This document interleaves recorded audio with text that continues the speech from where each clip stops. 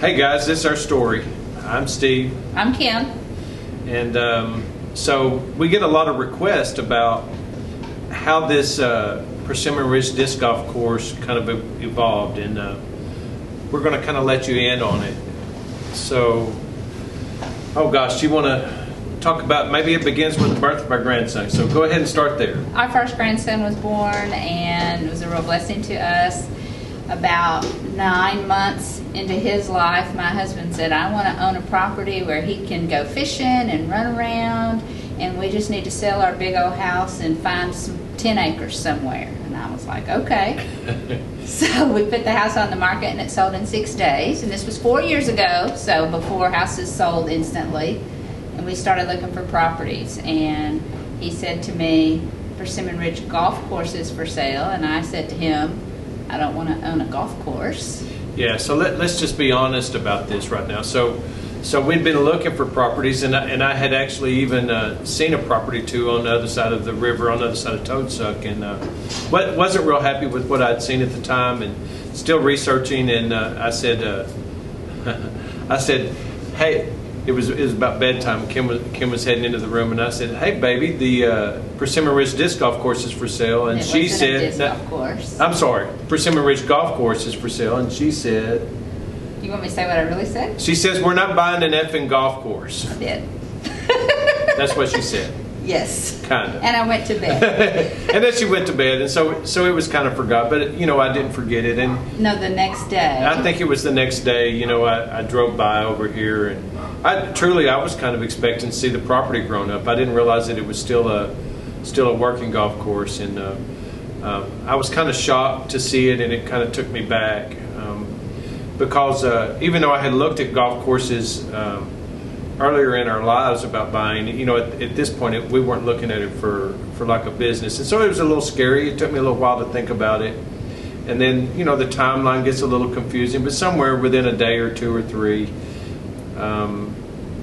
I think we were still looking at properties. Is that right? What's your version of this story? Well, so the way I remember it is our daughter-in-law, Jessie, was showing us some properties that weren't that great, and we separated in our vehicles. I got in my own vehicle, and you got out and said, talk to Jessie.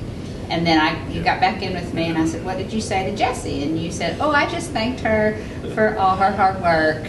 And in reality, what you said to Jessie was find out if that golf course has to stay a golf course, or if we can just buy it outright and not keep a golf course. Right, yeah. Is there an option that it could not continue to be a golf course? And then that evening, you talked me into driving out here, and we drove down that hill and saw the beautiful landscape, and I was just like, oh, well, maybe we could see about the next step. Yeah, at that point, we really haven't been on the property at that point. It was just beautiful, and we knew it, and value-wise, I think we saw value in the property, and so then we got our daughter-in-law, who at some point had confirmation that it didn't need to be continued as a golf course, and then it just proceeded from there. And because our house had sold and we were needing to be out in a pretty timely fashion, we actually kind of made an offer, I think pretty much sight unseen. We definitely hadn't been in the clubhouse,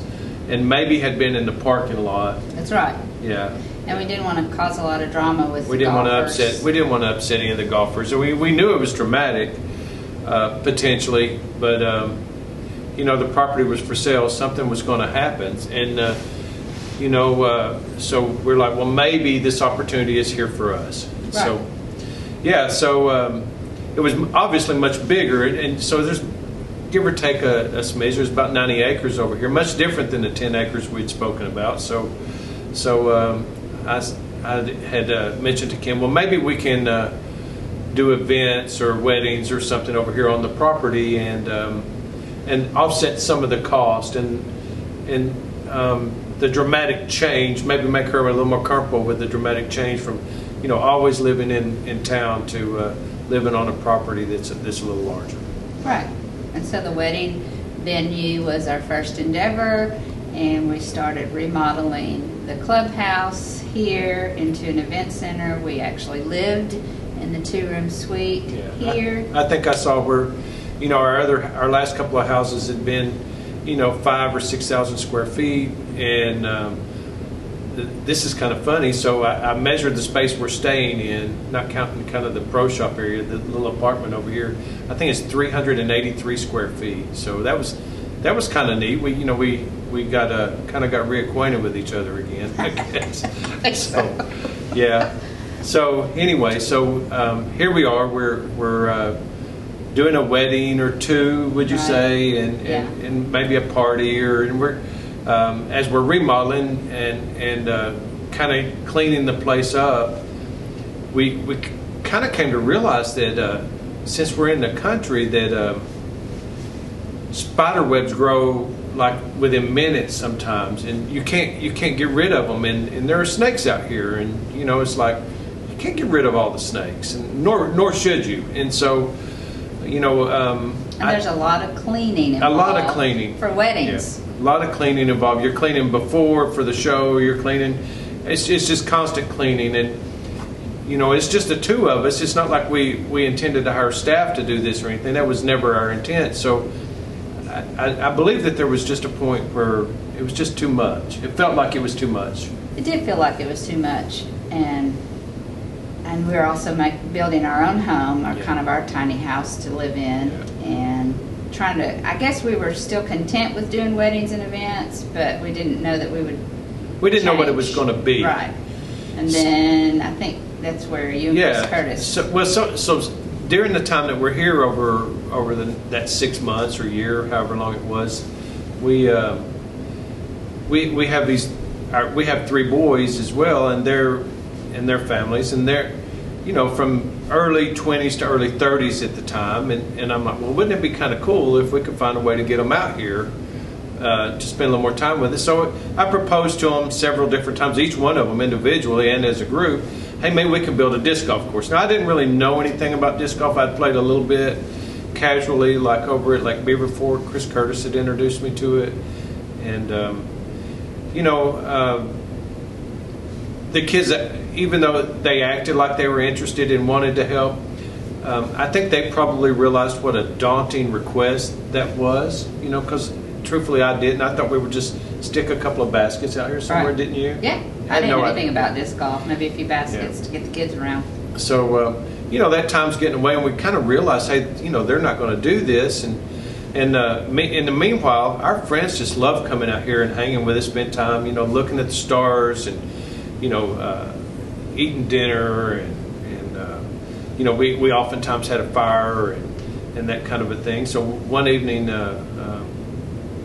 Chris Curtis, many of you may know Chris. He's been in the disc golf world for a long time, and he and I are just casually driving a golf cart around. The wedding golf cart. The wedding golf cart. Right.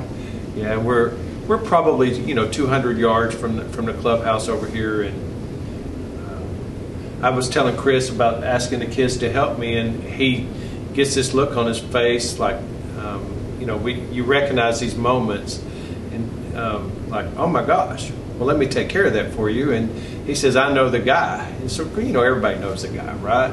Chris says, yeah, and he throws Matt Lloyd's name out. It meant nothing to me. Hi, Matt. And he says, can I call him? And I'm like, yeah. So it's crazy. So usually the phones don't even pick up very well over here, but we're a couple hundred yards out, and he calls Matt. We're on that cart, and I think Matt Google Earthed us during that conversation, and was like, oh my gosh, let me talk to him. And he's like, hey, listen, I've dreamt of doing something like this. I'm going to come down Wednesday, and I can't tell you what day that was, but I know the next Wednesday Matt was here, and I don't think I told Kim that Matt was coming. Nope. Is that right? That's right. Yeah. That's right. Yeah. She says that. I feel like maybe I did, but maybe I didn't. Well, maybe it didn't mean anything to me at the time. Probably didn't mean anything. I just know that I came home from work, drove down the hill, and I looked out on the course, and I see 3 or 4 guys on my wedding cart, my big fancy 6-seat wedding cart. She was a little protective of it. I was, and I'm like, what are these guys doing out on my wedding cart? Yeah. Yep. So we we've kind of finished up. I spent some time with him, and I realized he was just really nice, and he articulate, and he had a way of presenting things that was very mature, and which was really nice. I enjoyed that professionalism of that interaction with Matt that first day, and so I'm like, my wife doesn't know anything about this. Maybe we could have a little visit. That's kind of the way I remember it. Maybe not word for word. No. So it was Matt and Bear Faulkner, and we came in, and we were still in the middle of the remodel, and we sat down at a table over there, and they proceeded to explain disc golf to me. Right. And I didn't fully understand it, Yeah. but they somehow convinced me, well, let's just have a tournament. yeah, maybe we could just have a tournament. Just have a tournament. Let you see. We'll bring in temporary baskets. Got these new temporary baskets. Miss Let's put them Kim, to we'll use. let you Yeah. see what you think about it, and then we can just kind of go from there. You don't have anything to lose. You can sell hamburgers and decide what you think about the disc golf community. Yeah, and what I take from that is somewhere in that conversation, I was like, Matt, is this disc golf thing? Has anybody monetized it? Is there a way to monetize it and stuff? And he looked at me like, yeah, that's not really a thing. And so, But he did say you can maybe pay for your maybe pay gas to mow. for the gas that you're mowing. And so we were mowing the property because it was just so beautiful when we got it that it just seemed a shame to let it grow up. So it's our front yard, so So- we wanted it to look good. yeah, so it was this disc golf endeavor has never been about money or anything like that. So Right. so anyway, Fast forward 3 weeks. It seemed like it was 3 weeks later. I don't know. It was a very short notice, and it was a tournament in the middle of August in Arkansas, hotter than hell, and we had about 100 disc golfers show up that Friday and Saturday event. And I tell this story, it's the same story I tell every time, so I'm going to tell it to you now. I expected a bunch of hippies, but the only hippies that showed up were my middle son and his friends. Everyone else was just really cool, really athletic, really genuinely kind. I mean, it was just I think the I was neatest surprised group by of the people. it wasn't a bunch of kids even. It's so probably. I remember us having this discussion. It felt like the average age of the people that came that day was probably about 30, and I think we kind of continue to see. I would still maybe suggest that the average age of our customers is 30. They go from 15 to 70, right? So yeah. So anyway, where are we in the story? So Sunday after that, we had 100 disc golfers on the property. Yeah. And Sunday we'd gotten a golf cart, and we said, okay, let's go drive around and pick up all the Pick up trash. after 'em. And Yes, I remember get that. everything gathered up, all the mess that they probably made. And we were in shock We really were. because the course had been picked up even better than it was before the disc golfers Right. came, because there was still a lot of trash under brush and different places from the golf course before, or from whatever. I don't know who or from how, but the previous 20 years, right? right. And the disc golfers had actually picked up more. It was amazing. Yeah, so we weren't real sure, kind of from a touchy-feely perspective. I recognize that all the disc golfers, they weren't all the same, but they had a really good energy about them. In particular, when everybody was on the course and enjoying themselves, you might hear me say this, but it just feels right. Right. It felt different, and so at that point, it's like that feeling was more important than anything. Really, I mean, that's what we live life for, really. So. Right. So then we decided to invest in the baskets, and Matt Lloyd picked us up with some great veteran baskets, and Sure. Steve actually drove to Emporia to pick them up. I did. And we worked in. I had my cousin staying with us at the time. It seemed like, was it November by then? Mm-hmm. It was cooling off. It was November by then.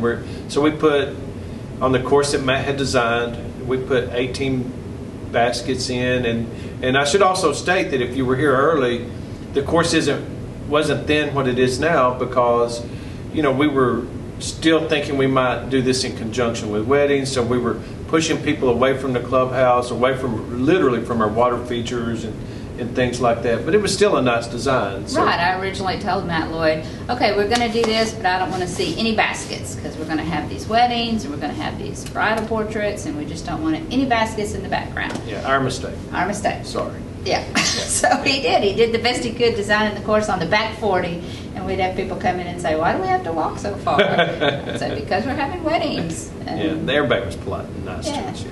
And then I think, at the time, we just did, the investment was just in the baskets. And then eventually we got some carts because that was our first Almost request. Immediately, people requested carts. And I'm like, oh my gosh, what do you mean I got to get carts? Yeah, or they're not going to come out and play. And I'm like, well, how's this whole thing going to work? So, we got 5 carts. We leased them. At that point, it was quite an endeavor for us. And I remember it was pretty hard. Just the big deal was, can we rent these carts enough to pay for the carts? That became the challenge, right? Mm-hmm. A lot of challenges along the way, but that was the biggie. So. Right. And then we would, we're trying to keep up mowing, and the grass was just growing. It was raining like crazy as that summer came, and I remember we were having to cut the grass sometimes twice a week, and. That's another question we get all the time. Yeah, How much time? How much time does it take to cut the grass? Well, and kind of in the peak and we're more efficient now than we were to begin with. But in the peak, I think the mowers run about 30 hours a week to keep the property cut. And we don't cut all of it. We've kind of learned what to cut, what not to cut, that kind of thing. But yeah. And almost from there, we just kind of fast forward to COVID because we were just kind of plodding along. Right. Disc golf was kind of shut down. Everything was kind of shut down. So anyway, so Lou. Matt Lloyd and I actually put together a quick tournament with about 10 days notice. Is that right? A tournament of about 72 filled in 5 minutes because everybody was so anxious to play, and we were a private course, so we could have a tournament here without all the restrictions. Yeah. And it was a great event, and we did social distancing. We didn't let anybody in the clubhouse. It was crazy. It was Nobody weird. knew what was really happening. Right. And then that Sunday, after Matt's tournament on Saturday, Luke Humphreys called and said, Miss Kim, can I have a tournament there? And we knew Luke because he had come through the year before with James Conrad. That's right. And they played our course after Jonesboro Open, and just to check it out, brand new place again. And so, anyway, I said, yeah, Luke, we can do a tournament. When are you thinking? And he said, next weekend. And I was like, okay, if you think you can pull together a tournament in 5 days, we're game. That's right. So he made it awfully easy on us, and that next thing you know, we've got these little touring vans. First weekend, Kevin Jones and Nathan Queen, and then the next weekend we had Emerson Keith and Nico LaCastro and Andrew Presnell and Greg Farsby, and several others that came from all over the country. Oh yeah. I think between the 2 weekends we had about 15 states and Mexico represented that came here because we were actually the first sanctioned disc golf event after COVID started. Yeah. So. Yeah, I think that's probably true. And so, so people probably didn't know what to expect when they got here, but because this is our home, we live on the property, we just treated everybody like they were our family. That's our intent all the time, because it truly is just Kim and I. And we're getting a little help now, but you'll notice when you come here, it's going to be Kim and I that are going to be here, unless we have something else to do, and we may have a family member or a team member over here just occasionally. Sure. And from there, GK Pro did some filming, and that's right. Good guys. We got some YouTube exposure, and we pretty much decided at that point that disc golfers were way more cool than brides, and we weren't going to do weddings anymore, and we were going to expand our disc golf opportunity, and we reconnected with Matt Lloyd to redesign the course. Yeah, and he was ready for it. He already had that redesign done. He just needed to come out and do a little work, and that's when that's when one of the funniest expressions. I'm not actually probably going to say it, but we put in a wooded hole, a true wooded hole that we didn't really have. So we're not just a bomber course. I mean, I feel like as I've learned about disc golf, we are pretty well rounded as a course. Now, is Is it lengthy? Yeah, I mean it is. I mean we're a championship course. Sure. But, yeah. And then from there, we got T-pads, actually. After Yeah. we A lot of redesigned the work. course, then we had volunteers come out and help us with our T-pads. They had always said they would, and they did. Yep, a lot Yeah. of different groups came out, and we got T-pads, and then we started the pro shop. Yeah, we didn't know that the pro shop was even a thing. Right. And again, we kind of incidentally fell into it. Matt let us sell some disc from an event that he had thrown, and there was a little left over, and I was like, oh my gosh, these people are buying more than one disc at a time. Yeah, we had Yeah, no who idea. knew? Who knew? We didn't know. No. And so from there, we have just expanded our pro shop, expanded our course. Yeah, we just want to provide, I think now, we just want to fill all the needs that we can that we see for the disc golf community. So, you know, we know, and people ask about all our inventory and stuff like that. We know that it doesn't turn like your typical retail store would, but we do turn it. Would I open a store like this in the middle of town? You know, probably not. I mean, it'd have to turn more often, but because we're a course and we put everything together, it all combines to be a really nice experience. And that's really where we are. We want to provide the best experience that we can for the disc golf community. Right. And I like hosting. I like getting to know people. Don't know much about disc golf. She likes bossing people around. But when people come in, I say, I know where every disc is. I just don't know what they do. If you need help. And now we have other team members that help us. And we have tournaments. And I don't know, the merchandise trailer. Yeah. I'm not sure what all. Yeah, we've added a yellow course. We call it our Chillo course. It's really just a lot of fun. And I've played at several other courses as well. I have more fun on that Chillo course than I do anywhere else, and a lot of people tell me that. So, and then I think our last, if I'm not skipping ahead too far, I think our last kind of expansion-y kind of thing we did is we added our gold #1 T-pad. It was Matt had expressed early on that he had a dream about putting a T-pad on the backside of the parking lot.